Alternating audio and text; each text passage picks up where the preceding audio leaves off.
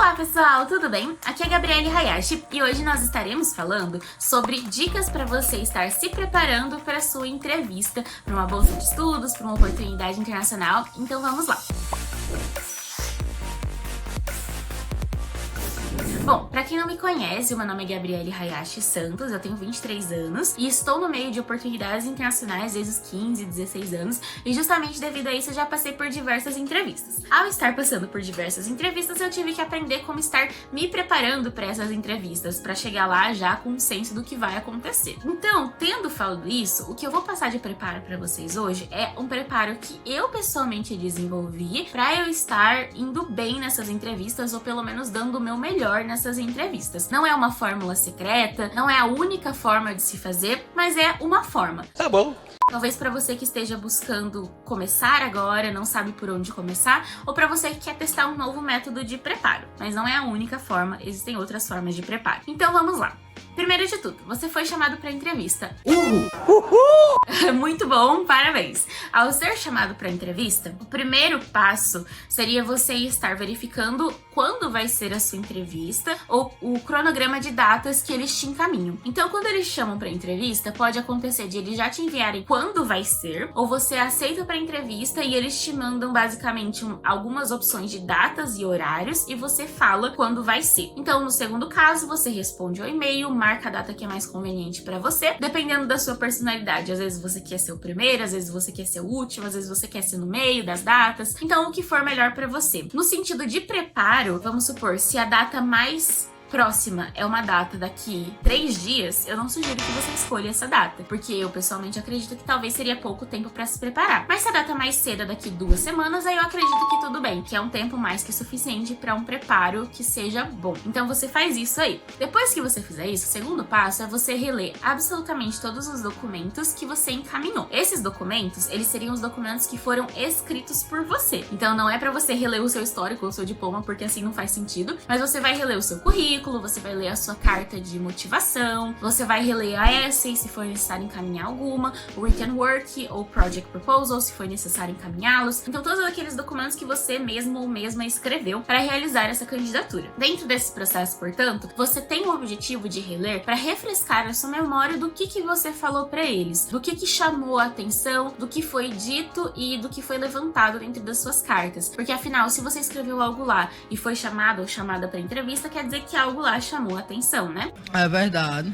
Então é importante você refrescar sua memória, até porque dentro do processo de você se candidatar até você ser chamado para entrevista, para a maioria das oportunidades por edital, é um processo muito longo, é um processo de espera de no mínimo aí 1 mês. E no máximo do máximo que eu já esperei são 6 meses. Então você esquece o que você disse. Então reler é muito importante. E não é reler uma batida de olho, é reler com muita atenção. É você reler observando exatamente o que foi escrito ali, ler com atenção, grifa se for necessário. Então você faz isso. Depois disso, o segundo passo que eu indico seria você reler sobre a oportunidade em si. Reler o site, reler o módulo, reler sobre o perfil, reler o edital, reler tudo. Para você refrescar a memória também sobre o que é aquela oportunidade. Isso vai te ajudar a ter um senso maior de familiarização sobre a mesma. Depois que você tiver feito esses 2 passos, o terceiro passo seria você começar a estar estruturando as perguntas possíveis que eles vão estar te fazendo. Eu sugiro que você comece com as perguntas mais básicas que quase todas as entrevistas têm, para as perguntas mais profundas, que são aquelas perguntas que você mesmo ou mesma vai estar criando em um cenário de roteiro. Então as perguntas mais básicas, por exemplo, seriam perguntas como: me conte um pouco sobre você. Por que você escolheu aplicar para esse programa? Como você vai contribuir para esse programa? São aquelas perguntas bem genéricas que eles vão estar fazendo para todo mundo na maioria das oportunidades, para ter um senso um pouco melhor de você e do que você disse na sua carta em profundidade quando você está falando sobre as experiências. E daí, quando a gente vai para um cenário de perguntas mais profundas, que são aquelas que você vai criar, você vai escrever, vão ser mais relacionadas a você individualmente e à oportunidade. Então, por exemplo, eu notei que você tem muito interesse no nosso centro X, você pode descrever um pouco mais como esse centro de pesquisa se relaciona com a sua pesquisa, com seus objetivos do futuro, ou pode ser algo como: como você visa estar trabalhando dentro desse time, levando em consideração que as suas habilidades são habilidades habilidades que são um pouco diferentes, sua formação é um pouco diferente do que geralmente nós recrutamos. Então são perguntas um pouco mais pontuais em relação a você. Por exemplo, nós notamos que você tem uma graduação diferente da área do nosso mestrado, nós gostaríamos de saber um pouco mais das suas experiências que te prepararam para esse programa, devido a você não ter graduação na área. Então são perguntas bem mais pontuais sobre você mesma. Como vocês perceberam ali naquelas primeiras páginas, nós tínhamos perguntas que eram perguntas bem gerais, no sentido de que provavelmente para todo mundo eles perguntaram isso. I bet you say that to all the boys. E depois a gente começa a entrar na profundidade da criatividade e escrever perguntas pra você, exatamente pontuadas pra você. Quando você estiver escrevendo aí essas perguntas, é importante levar em consideração também o tempo da sua entrevista. Então, se você tem uma entrevista de 15 minutos, provavelmente eles não vão te perguntar 20 perguntas. Então, se você escrever 20 perguntas, é porque você quer estar bem preparado pra tudo que pode vir, mas leve em consideração que a maioria delas serão excluídas. Tendo falado isso, é importante sempre falar que nunca será possível você estar preparado para todas as perguntas que irão surgir. Portanto, o estudo da oportunidade, assim como o estudo do que você disse ali na sua carta, uma reavaliação do seu perfil é importante para que você tenha o conteúdo para preparar uma resposta ali na hora quando surgir algo que você não escreveu dentro do seu roteiro. Depois de você ter todas as suas perguntas, você começa a estruturar as respostas. Sempre que você for estruturar essas respostas, lembre de estar escrevendo respostas que mostram seu perfil, mostram sua personalidade, sua experiência e sua capacidade, e estruture essas respostas levando em consideração quanto tempo você leva para estar falando essas respostas.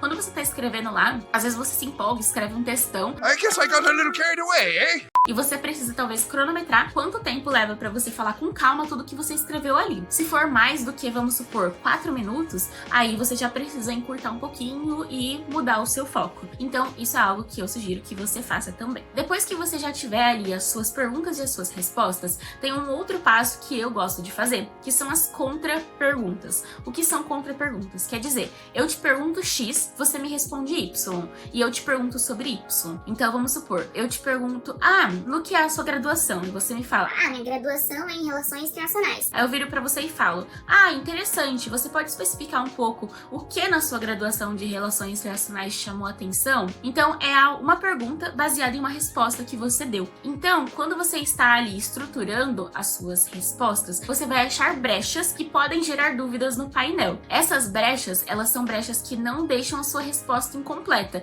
mas deixam espaço para próximas perguntas. É óbvio que o objetivo seria que tudo esteja o mais completo possível para que não tenha uma contra-pergunta, mas é importante, se possível, você estar puxando algumas coisas que podem surgir. Por exemplo, caso seja perguntado sobre a sua experiência e você pontue exatamente quais experiências têm relação com o que você está se candidatando. E daí o entrevistador pode virar e falar, eu queria saber um pouco mais sobre aquela experiência X que você falou enquanto você estava apresentando. Então, saber um pouco mais de uma experiência que dentro da primeira pergunta você não conseguiu explanar tanto assim. O objetivo é que isso não aconteça, mas sempre pode acontecer dependendo da curiosidade de cada entrevistador e não necessariamente quer dizer que é algo ruim. Depois que você finalizar então o seu roteiro, começa o processo de treino. Esse processo de treino seria para você estar lendo as perguntas e respondendo sem olhar o texto e se corrigindo. Então seria basicamente esse o processo. E dentro dessa jornada, de escrita, algo sempre interessante de se estar pontuando é que você pode voltar ali no seu roteiro e mudar quando você tá treinando, porque quando a gente tá falando, a gente vê certas correções que podem ser feitas. Então é basicamente isso pro processo de preparo. Eu espero que vocês tenham gostado do vídeo de hoje e que ele te ajude no seu processo de entrevista. Eu vejo vocês no próximo vídeo. Tchau, tchau!